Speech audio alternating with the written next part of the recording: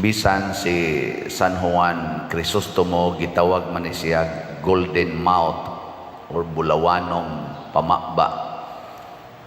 Deny kay siya sa mga tao sa iyang panahon, pero tungod kay iya mang gipuy-an ang kinabuhi ni Kristo, kinabuhi sa iyang giwali, gidumtan pod ni siya sa mga daghang mga authorities.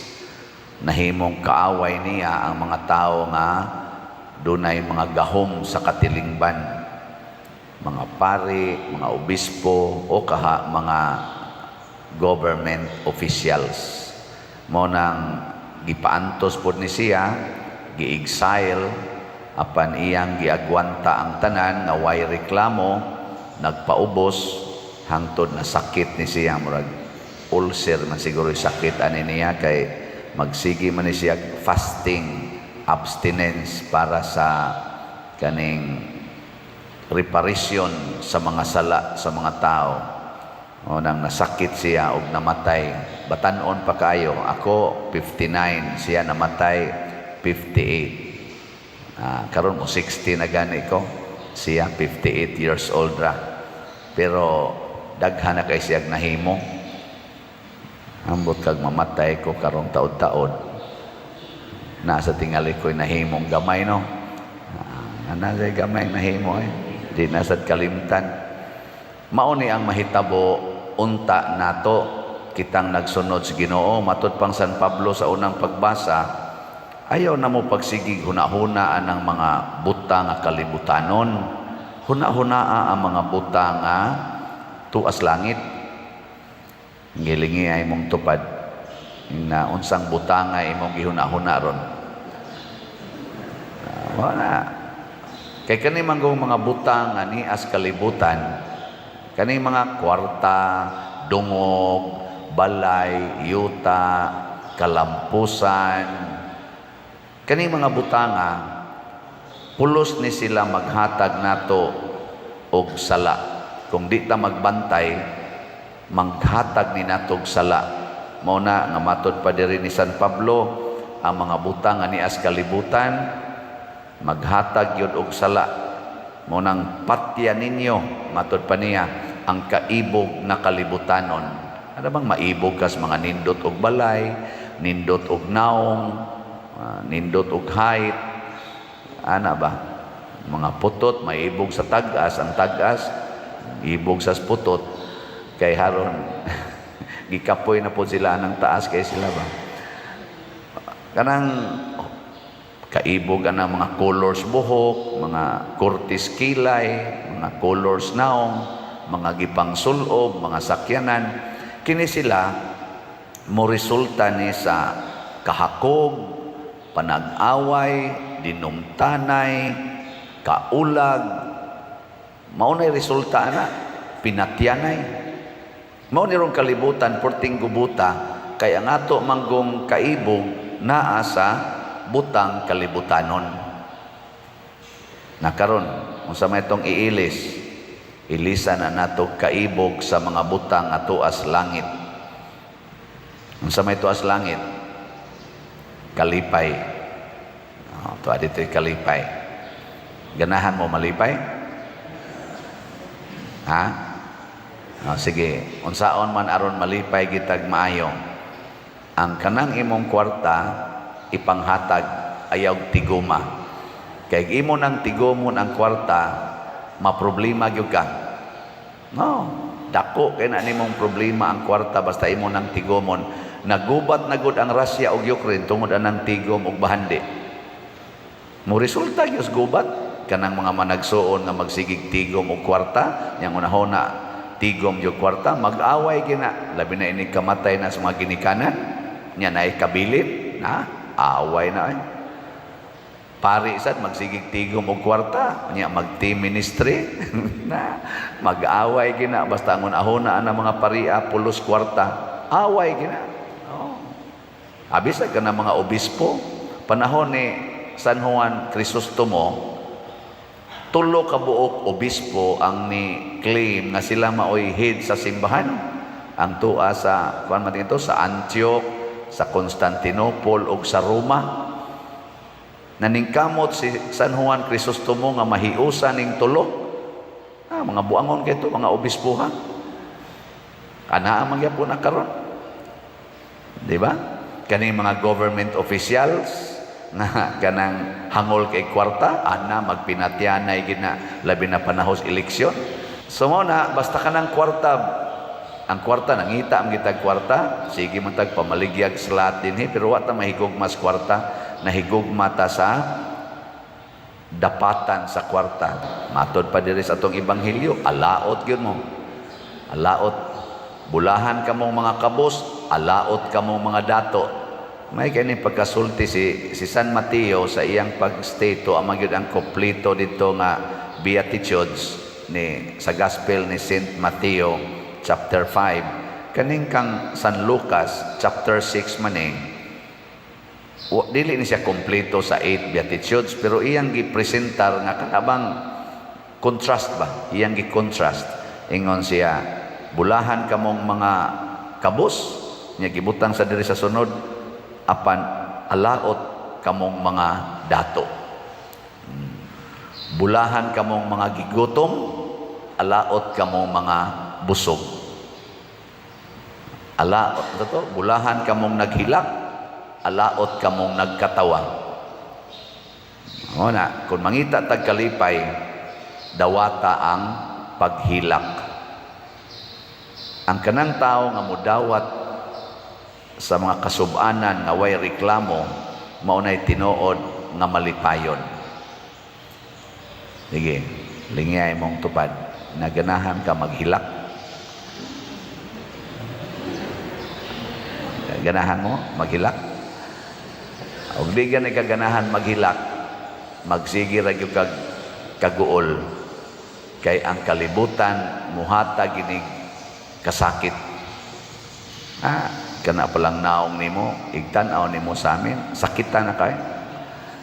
Og di ka sakitan karon moabot yung panahon sakitan ka ng imong naong. Lagi. Ako las una katong wa ko sugtas akong gipanguyaban, giingnan kong batig naong, igtan-aw na ko sa amin, magsigo bati kag naong, bati kag naong. Sakitan sa kuwatoy. Pero karon ana nakadawat na gyud ko ani akong naong. Nindot kayo, makadawat kas imong kasakit ba? Sa una, sakitan ko nga, wa ko'y tarong kaon. Sige lag sudan anang chicharon nga katubitang lingin, niya ikasin, usahay, piwi, mo akong isuwa sa kanon, niya luyag asin, mo ginay paborito kayo. Eskwela pa ko. Suya kay ko anang uban nga yano-yano lag palit anang mga chorizo, mga hotdog, ana ba? Lami kita naon magmantikag itlog kami, makamantika lamig itlog, butangag paliya, wa na, mura namig nagpista. Makaluto lami ana na ang pansit, panahog na ay adlaws minatay o pista, pastang gubuta na gyud, lami na gyud kay kinabuhi ba? Kay kasagaran gyud kana gyung o skiampi, kadang tinabal katong tinabal nga kana ganing tag-ason nga daghan kaayog asin nga inigsugba nimo kuto-kuto lang agi. Ana ya humulan din to siya suka. Na hangtod mga dugmok na lang tong ikog ato kani mga hasang mga dugmok anaon na sa studlo. Tilap-tilapan di gito iyabo ang katong gihumula suka kay magamit pa man to sunod kaon. Ana kanay kanang sakit-sakit sa tong tan-aw ta ato pero gidawat to nako. Karon nga pari nako, wa jud ko mahangol ana mga pagkaon nga lami. Ako ra gyud nang kanon pero ako mahangol. Okay, og kuhaon na. Kamao man kung mobalik sa luyag asin, kuhaon ni mga laming pagkaon. Kamao sa kung mukaon o sa kiampi. Sa to put-put bay tawagan na put-put Kamao gyapon ko ana mukaon. Kamao man ko ana tanan. Kuhaon ning balay, kamao kung mupuyo anang higda lang tagiyuta pag humas bagyong ruping, higda ko giyuta mga hapit 2 ka buwan. Banigan na nimong ilawom si yuta ba niya ang katong mga nangalangkat nga mga sin ibutang dito sa babaw itongtong wa na og mukusog yung uwan, bahaan yun pero Wa nam sa tuyuan paghuman atong bagyong Ruping. Wa nam sa katoy kusog nga uwan. Amo na nga ang pagdawat sa kasakit mao na siya sikreto aron ta mahimong tinuod nga malipayon. Kana bang makamao na kang mupuyo sa nagkalain-laing matang sa kinabuhi. Pero doon na gani kay matang sa kinabuhi nga di ka ganahan mo dawat, mao na mo patay sa imong kalipay. Mo na ningon si San Pablo diri sa unang pagbasa, patyagin ng kalibutanon nga mga batasan kanang kasuko, pagkasaputon, pagdumot, ang pagbutang-butang og law-ayng sulti. Mga inana, pagpamakak, pagpagarbo, nanggara kita sa tanan ba? Nindot kag bag, pinalit nimo tag 10,000, imo day ng dadon. Ana, kaya mo gina imong ipakita sa publiko. Nya, napakay kwarta. Ingon, napa, nipalit kag slot. Wow, Jesus. Unsa maihatag ng imong bag nga tag 10,000, yang slot tag 100 ra, wa gani kang palit. Mao na giingon nga bulahan kamong mga kabos. Di ba? Pero sa tinud-anay lang ang kamatuoran nagtug-an kinsa tong gasigig hatag ngadto sa mga buhat nga Diosnon, hatag ngadto sa mga kabos, ngadto sa mga masakiton, anang patukod anang mga balay, anang mga way balay. Bisan pag imo pa nang hutdon ang imong kwarta pag spend aning mga butanga, naay mo balik nimo nga maglisod na gani kag accommodate sa kadaghan sa grasya nga mo balik nimo. Oh. Anong mura mamugwa mo to? Tinuod gid lagi na. Murag di magpuliki na kag dawat kay gisaad man sa nas Ginoo. Ibalik nako ninyo siksik, liglig, umaapaw, magkabuang kag sapnay kuno sa kadaghan mag-awas-awas na. O mao na nahitabo nato dinhi pagkagamay aning atong parokya. Pero wa tay hunong siging tabang karon nagkapuliki gitag dawat, no? Sa daghan kayong mga grasya nga mobalik nato. At tanawan ang gasigig tigom, siging tigom daw kestanan awa, di ba sigilan ng pangutkots o kalisod. Sigil lang galisod. Pero kana mga manggihatagon, tanawa, sigilan nag-smile. Yung ka nakapamahaw, nakaday, wala pa. Ngano man, gipalit na kong slap. Malipayon, kinastanan. Gadagook ng imong tiyan. Anad naman ko, ani. Lipay man ko kapalit kong slot dito sa simbahan. Pero sa tinud-anay, na mo balik anang grasya niya nga hasta siya, dili katuo. Di gid katuo. Na ingon ana ang Ginoo, kani ding iyang pag-ingon bulahan kamong mga gigutom kay kamo pagabusgon, iya gid ang buhaton samtang buhi pata. Kanang moingon siya bulahan kamong naghilak kay kamo unya lipayon, iya gid ang buhaton samtang niya pata dinhi. Nya pun-a na niya inigkamatay na nato didto sa kinabuhi nga way katapusan. Muna salamat kaayo ninyo nga nagsigig tabang nato dinhi kay dako gyud mo grasya. Matod pa diri sa atong tubag sa Salmo, pariham ni gihapon, ang Ginoo maluluy-on sa tanan niyang mga binuhat. Kitang tanan binuhat ra gid tas Ginoo. Ug kun muduol ta niya iyatang kaluy-an, magpagarbo ganita iyatang biyaan. Magkapuliki gitag atiman sa tong kaugalingon hangtod na lang ang uban maghikog na lang noon kay wa na may Ginoo nga nagatiman nila tungod sad sa ilang pagpalayo sa Ginoo.